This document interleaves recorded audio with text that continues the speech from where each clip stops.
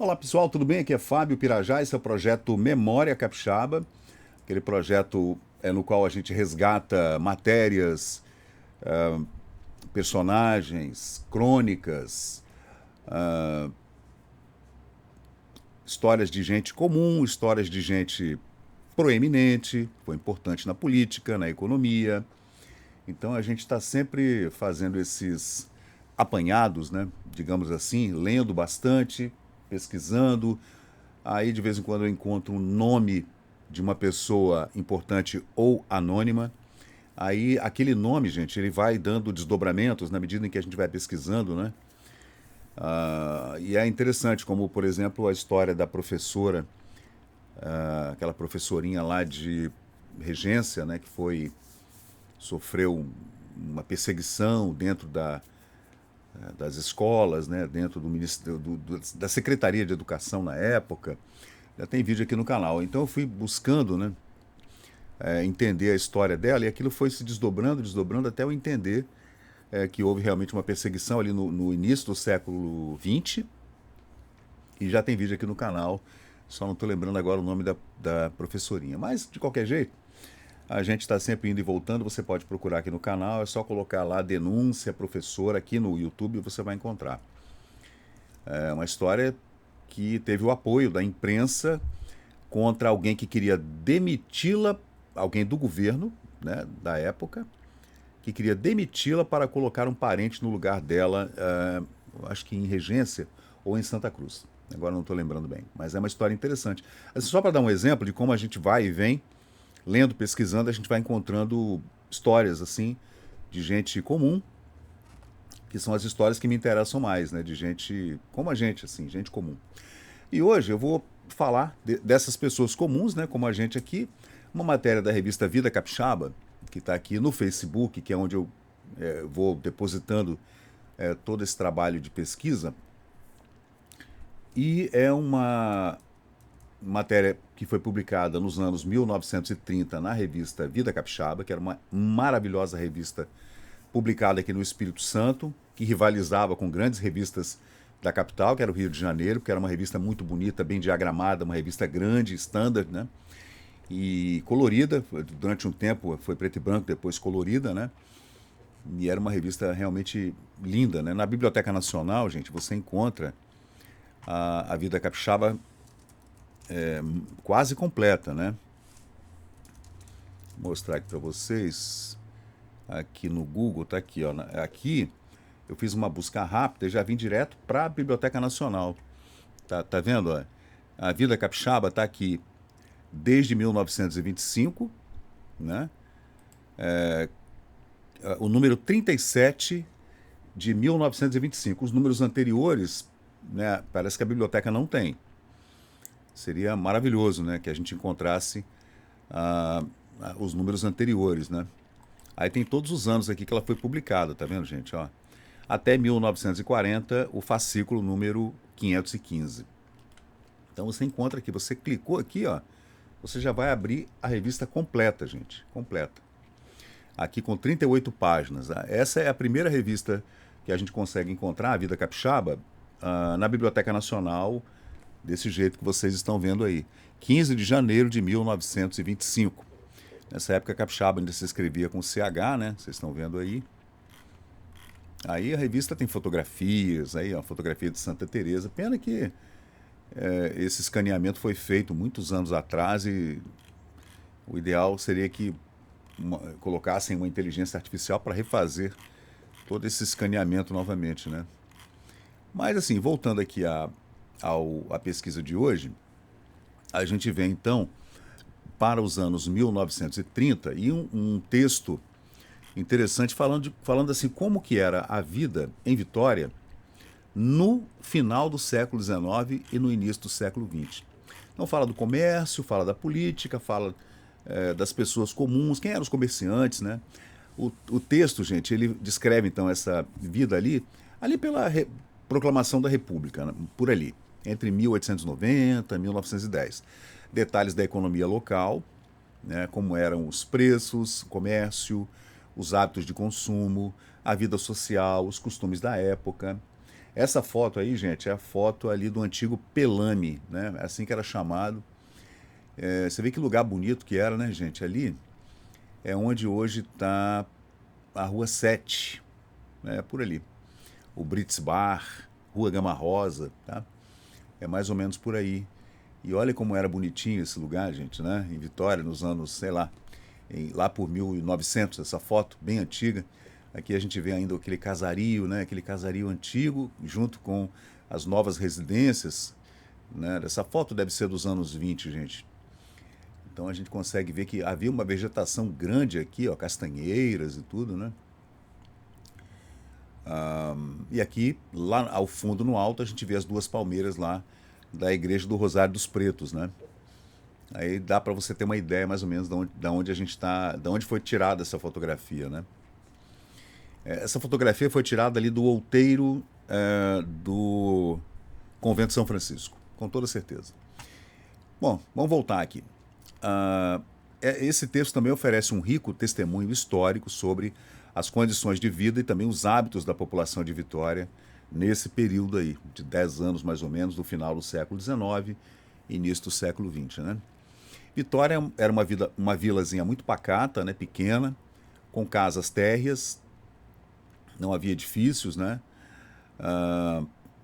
Muitas ruas de terra batida, não havia calçamento, até havia um pé de moleque ali ou aqui, na Cidade Alta, inclusive com muitas reclamações de viajantes que vinham a Vitória, e todo mundo reclama de ficar empoeirado, de ter muito barro vermelho, as pessoas ficavam sujas, né? Muitas poças de água, esgoto, cocô, xixi, que o pessoal jogava na rua, muita reclamação de viajantes que passavam por Vitória. Em várias épocas eu vim pesquisando e vi encontrando essas informações sobre gente que passava por Vitória e reclamava da comida, que era ruim, não tinha restaurante direito, os hotéis eram de péssima qualidade, né? Então o povo reclamava pra caramba, gente. E toda vez que um visitante chegava ao Porto de Vitória, ele já olhava e não queria descer. Isso aconteceu muitas vezes. Aí até alguém importante, como por exemplo um ministro plenipotenciário da Colômbia que esteve aqui nos anos 1920, mais ou menos, né? 1910. E ele não quis descer. Segundo dizem, né? Ele viu Vitória do jeito que estava, não vou descer nessa cidade não. Tá muito sujo isso aí, não vou não. Aí o presidente da província subiu a bordo para pedir para o cara vir, né? Que ele ia recebê-lo no palácio. Naquela época não tinha hotel não, tá? O Majestic foi inaugurado bem depois. Aí o Majestic já tinha um conforto melhor, né? O pessoal falava que o Majestic na época, muitos eventos foram feitos no Majestic a partir dos anos 1920, mas até aquele período ali tinha aqueles hotéis que ficavam na rua do Comércio, na rua da Alfândega, né? Mas não tinha nada luxuoso não. Luxo era Rio de Janeiro, né? Então o pessoal reclamava muito. A economia daqui da ilha, né, gente, girava em torno da agricultura. Lembrando que Vila Velha, Cariacica, Serra pertenciam à Vitória. Então era algodão, açúcar, café e arroz, né? Opa, desculpem. Vamos lá, desculpem aí. E voltando aqui, para a gente falar sobre essa vida capixaba nessa época, né? Vamos voltar aqui para o texto. Está aqui o texto. É bem legal o texto, gente. Da revista Vida Capixaba. Ele fala então da produção de algodão, açúcar, café e arroz, inclusive para exportação, tanto para Salvador, quanto para o Rio de Janeiro, quanto para o exterior, né? O comércio era muito limitado, com a maioria dos produtos sendo consumidos localmente, porque a produção era muito pequena, né? Ou trocados por mercadorias vindas de outros lugares, né? Havia também essa troca. Aliás, é uma coisa muito salutar, na minha opinião, muito saudável para o comércio, né? A troca, a permuta, né? Como os índios chamavam de escambo, né? A navegação era um desafio, com barcos à vela, dependendo dos ventos favoráveis para chegar à Vitória. Isso ali, meados do século XIX. Depois, com a invenção dos motores a vapor, isso mudou muito, né? Bom, como eu falei, o início da exportação desses produtos, como o café, por exemplo, algodão. Eu vou fazer um vídeo para falar só sobre o algodão, tá, gente? Era Rio de Janeiro e Bahia, tá? Salvador e a capital do Império. E da Primeira República depois. E o crescimento econômico de Vitória foi, né, gradativamente, como dizem, paulatinamente, foi melhorando. O aumento da população atraiu pessoas de outras localidades para trabalhar em Vitória durante os aterros, muitos aterros, e a ampliação dos portos, né? Tanto de Vitória quanto de Vila Velha, Cariacica também, depois a inauguração, a construção e a inauguração nos anos 20 ainda do aeroporto, né? Para os Catalinas, né? Os hidroaviões. O aumento da população atraindo gente de todo lugar para trabalhar, sempre foi assim. Surgimento de muitas casas comerciais, como loja de tecidos, por exemplo. Aí o texto fala de alguns comerciantes importantes na época, tá? João Batista Ribeiro de Oliveira, que era comerciante de tecido. Também o armazém de secos, molhados e ferragens do senhor Francisco Pereira Campos. E também a introdução dos meios de transporte a vapor, como eu falei, né, gente? Isso ainda no final do século XIX. Era uma cidade pouco movimentada, não havia ruas largas, eram aquelas ruas estreitas do período colonial, né? Casas com no máximo 2 andares, poucas casas, né? Somente as do governo da província e da igreja, ou daquele cara muito rico, ou os hotéis. Alguns hotéis tinham até 3 pavimentos, né? E o surgimento de setores do comércio de importação, exportação e importação, algumas empresas de navegação, como a do Antenor Guimarães, por exemplo, a Ares Langen, também o comércio de importados e a fabricação de bebida. Aí começou, e já tinha, né, uma tradição do período açucareiro no Brasil e a produção da cachaça, né? Já era muito comum. Em Viana, na Serra, né, até em Vila Velha. E cervejas também. Aí começou no final do século XIX, gente, deixa eu chegar para frente aqui um pouquinho, a abertura de 2 fábricas importantes de cerveja. Uma em Santa Leopoldina, que era um polo importante, né, de escoamento por conta do Rio Santa Maria, que era muito navegável. Então escoava muita produção vinda de Minas Gerais, né? E do interior do Espírito Santo, com os colonos italianos, alemães e poloneses, etc. E uma fábrica de cerveja em Vitória também, aqui na Vila Rubim. Também tinha uma fábrica grande de cerveja ali. Aí a gente vê também no texto alguns aspectos da mudança na moda, especialmente feminina, né? E nos costumes também, né? Aí a gente está vivendo o período da Belle Époque, que vai terminar lá numa mistura com o Art Deco, né? O Art Deco, e nesse período do Belle Époque, que eu acho maravilhoso, é um pouco rococó, mas eu gosto, né? Eu gosto mais do Deco. O Deco é o meu estilo arquitetônico preferido, né? Inclusive de arte também, preferido. Que eu gosto muito do Deco. Mas nesse período do Art Nouveau, no Belle Époque francês, como nós tínhamos uma tradição da família imperial brasileira, dessas famílias abastadas com França e Áustria, ainda naquela junção ali da França, Itália, Áustria, o Império Austro-Húngaro, né? E a família imperial brasileira tinha laços sanguíneos com essas famílias europeias, especialmente os Habsburgos, né? Na Áustria. Então, essa cultura toda europeia veio com muita força, né?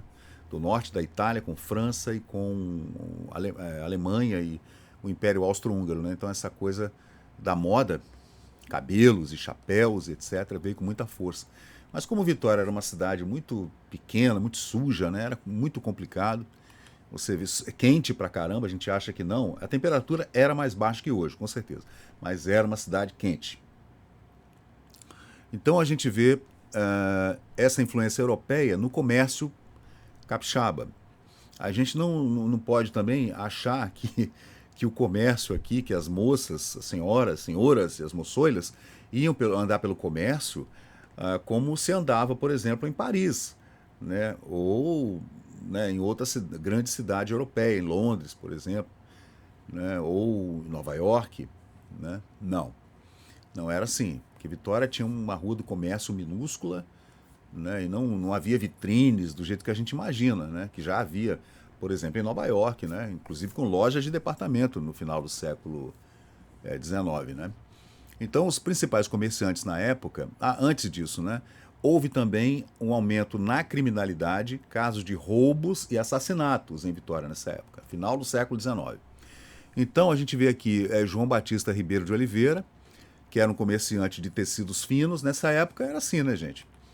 O cara vendia o tecido e você tinha as costureiras que eram famosas, como as doceiras também. Muitas doceiras, ourives muito famosos, alfaiates, que trabalhavam ali pegando na mão mesmo a coisa para fazer, né? Então tinha o João Batista Ribeiro de Oliveira, que era comerciante, né? Francisco Pereira Campos, comerciante também, tinha esse armazém de secos e molhados, né? Grande, ferragens, né? Manuel Vieira Coelho, também comerciante que vendia farinhas, né? Produtos agrícolas em Vitória. A loja Odiabanda, que era o apelido de um comerciante que vendia azeites e molhados, né? Azeitonas, etc. Também havia um comerciante de carne seca, que aqui ele não fala o nome. Também o senhor da Casa de Tecidos, também um personagem anônimo, que o texto cita, mas não fala o nome. Aí fala de outras coisas. Proprietário da loja da Rua do Comércio, também é citado, mas sem o nome. Aí tem o Cassias Neto, que é um outro comerciante aqui, visionário, que abriu o primeiro bazar de Vitória. Né? Olha que interessante. O Diabada, gente, o nome era Francisco Pinto Oliveira, era o nome dele. Francisco Pinto Oliveira. Deixa eu ver aqui se tem mais alguma coisa interessante. O texto também fala do algodão, né? Aí tem a casa Cabral e Companhia. Também a casa Fenelon.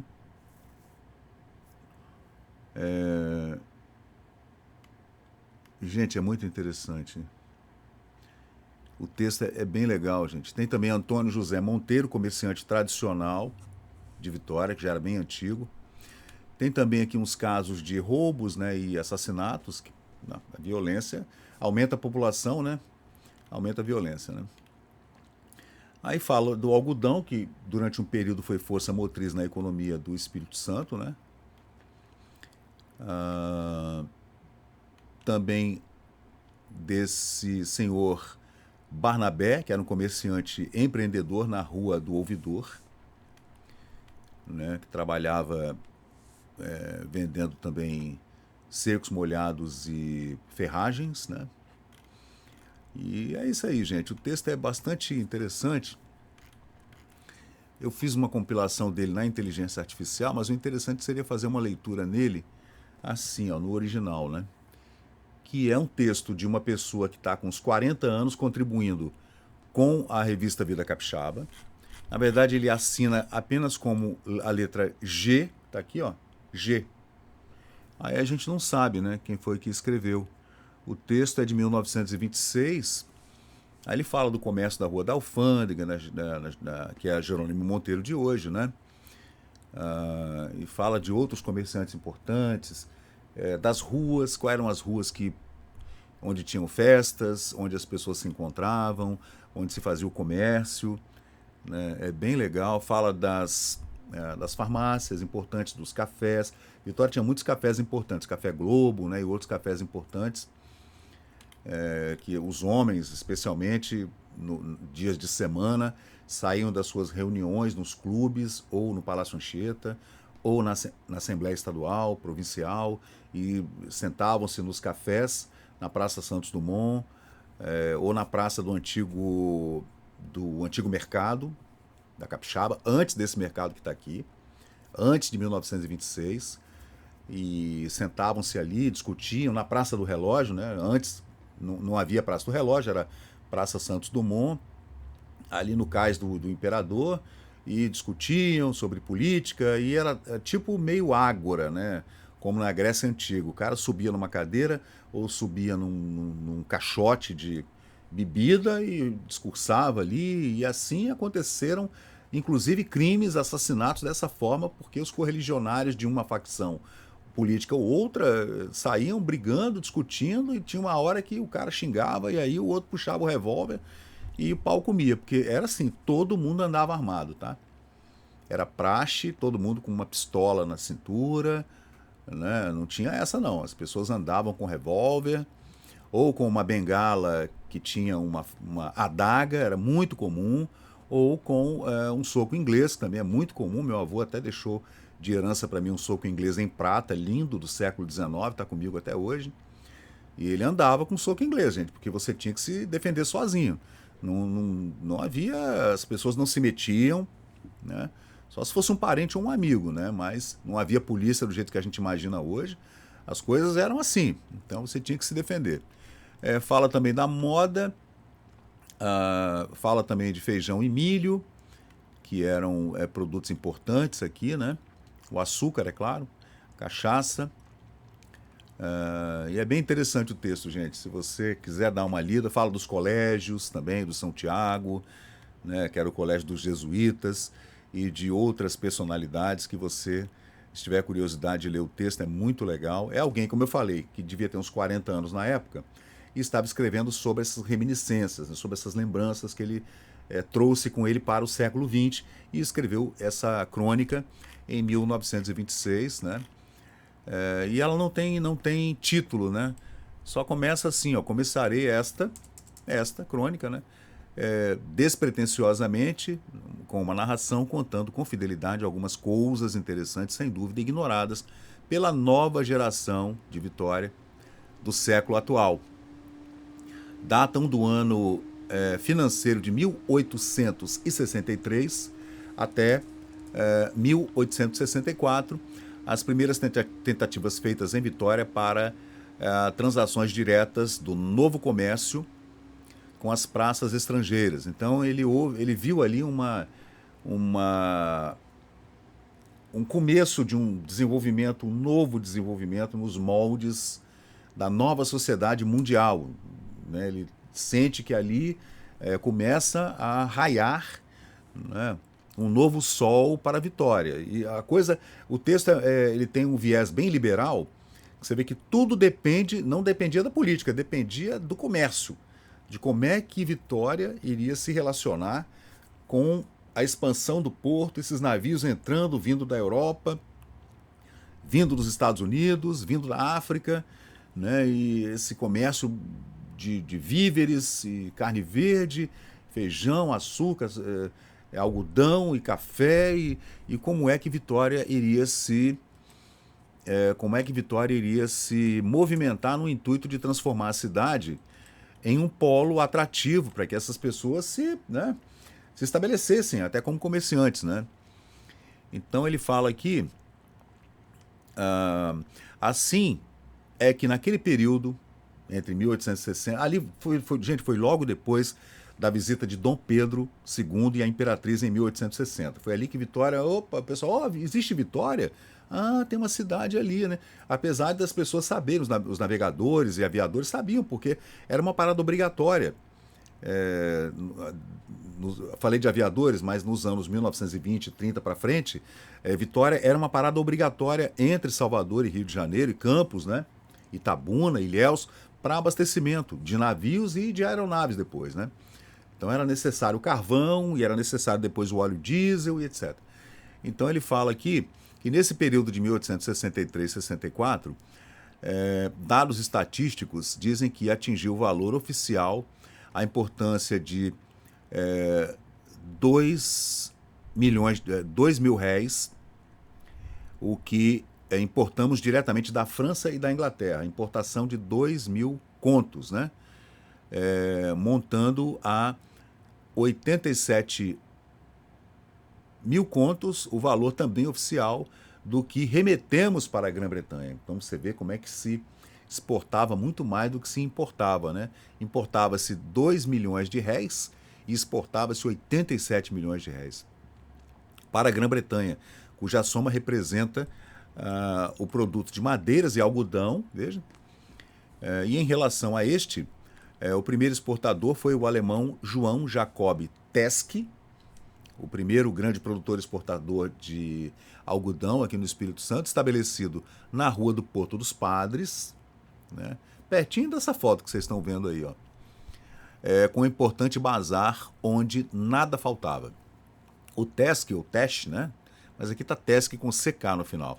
Aqui constituiu, sua família construiu seu negócio, de cujo tronco existem rebentos que, por sua ilustração e grande cabedal de saber, muito honram a terra do Espírito Santo. Você vê que havia descendentes desse senhor João Jacob Tesc, né, até os anos 1920 e 1930 em Vitória. Então, as pessoas começaram a apostar em Vitória como um porto, né, gente? O porto é tudo de bom, né, para quem quer fazer comércio, né? Então, ainda mais nesse período que era um período com menos impostos, né? Se for hoje em dia é impossível, né? Eu vi uma entrevista ontem eu estava vendo uma entrevista de um cara que resolveu fazer uma bicicleta brasileiro. Falei, estou com um projeto de uma bicicleta feita de nióbio, né? E ele contando, né, como é que ele ia fazer isso. Como é que eu vou fazer? Eu preciso do nióbio, né? Mandar o nióbio para a fábrica. Ele falou que foi tanto entrave burocrático, documentação dentro do governo brasileiro que ele desistiu. Ele mandou para a China. Aí ele mandava as peças para a China, aí começou a ter entrave também para mandar para lá. Sei que no final das contas, a bicicleta lá saía por 1/10 do valor se fosse fabricada aqui. Então ele começou a fabricação lá na China e mandava as peças depois para a Zona Franca de Manaus para poder montar a bicicleta. Uma bicicleta, gente, um quadro, 2 rodas, um cilinho, um guidão. E a engrenagem ali. Mais nada. E ele reclama que o Brasil não fabrica porra nenhuma, não tem nada. O Brasil não fabrica corrente. Aí esse empresário fala que a única coisa que o Brasil fabrica é o selim. Você acredita? É inacreditável. O Brasil não fabrica corrente de bicicleta. Então, quando você vê um empreendedor desse lá no século XIX, início do século XX, empreendendo num país muito mais liberal, que era desse jeito, que era o Brasil muito mais liberal, claro, havia impostos, mas não é como hoje, gente. Era 27,5 até pouco tempo, né, com algumas benesses para determinados setores da economia que tem lobbies em Brasília, né, que tem seus deputados, senadores no bolso e até alguns juízes e desembargadores e ministros, etc., né, que a gente sabe como é que funciona. O país era muito mais liberal. E hoje, com esse novo arcabouço, essa coisa de mexer, aí não mexa nos impostos, deixa do jeito que tá ruim, tá, mas não mexe não que vai aumentar. E agora vai aumentar para 32,5%, dependendo do setor, né? E é claro que quem se prejudica mais somos nós, né? Classe baixa, classe média baixa, classe média é quem paga imposto no Brasil, né? Porque você não tem lobby em Brasília, você não tem para onde mandar seu dinheiro. O rico dá seu jeito, né? Compra dólar, compra ouro, compra diamante, compra prata, compra Bitcoin, e ele se vira. Deu merda, ele vai embora, pega o avião, tchau, Brasil, né? E vai embora. Vai para Miami, como nesses últimos 10 ou 15 anos, um monte de artistas, esse pessoal que ficou rico, né? Foi todo mundo embora para Miami, para Orlando, nos Estados Unidos, né? Mas nessa época o Brasil tinha essa pegada aí mais liberal mesmo, e as pessoas conseguiam fazer negócios, né? E depois eu vou fazer uma leitura desse texto com vocês aqui, no original, porque esse texto que eu li para vocês agora, eu transformei o texto em PDF, joguei para a inteligência artificial e fiz uma breve linha do tempo para falar então sobre esse comércio, sobre as finanças, a moda, os costumes, né, como era a cidade, a alma do comércio, a alma do negócio em Vitória, especialmente na capital do Espírito Santo, no final do século XIX e início do século XX. Depois a gente volta com outro vídeo para falar sobre esse texto, mas eu vou lê-lo por inteiro. Tá bom, gente? Então é isso aí. Eu sou Fábio Pirajá, esse é o Memória Capixaba, e a qualquer momento a gente volta com mais vídeos aqui no canal. Hoje é 23 de dezembro, quero desejar para todo mundo um Natal maravilhoso, com a família, com os amigos, né? Para quem já não tem mais a família direta, papai, mamãe, né? Vovô, vovó, e perdeu, né? Você vai, se junta com seus filhos, com seus amigos, né? Para quem está de repente solitário, sozinho, a gente sabe que tem muita gente assim, né? E a gente pensa nas crianças que estão sozinhas, em orfanatos, a gente pensa nos idosos também, que estão aí de repente abandonados pela família, em algum asilo, né? A gente pensa nessas pessoas assim nesse período, na tentativa de, em uma oração, sensibilizar os familiares, né, e amigos e tentar ajudar da melhor maneira possível. Desejo a todo mundo um Feliz Natal, tá? Tudo de bom, que Deus esteja conosco, que Jesus nos proteja, que o ano novo seja melhor, apesar de saber que 2025 será um ano muito difícil. 2025 será um ano muito difícil. As perspectivas não são boas. Então é isso. Segura, porque o ano que vem vai ser pedrada. Mas vamos rezar, vamos orar para dar tudo certo. Valeu, gente. Muito obrigado e até a próxima. Vamos em frente aqui com Memória Capixaba. E chegamos ao final de mais um vídeo aqui do Memória Capixaba. E se você curtiu o conteúdo, por favor, deixe seu like, compartilhe aqui o nosso canal e inscreva-se para mais novidades. Até a próxima e muito obrigado por participar aqui do Memória Capixaba.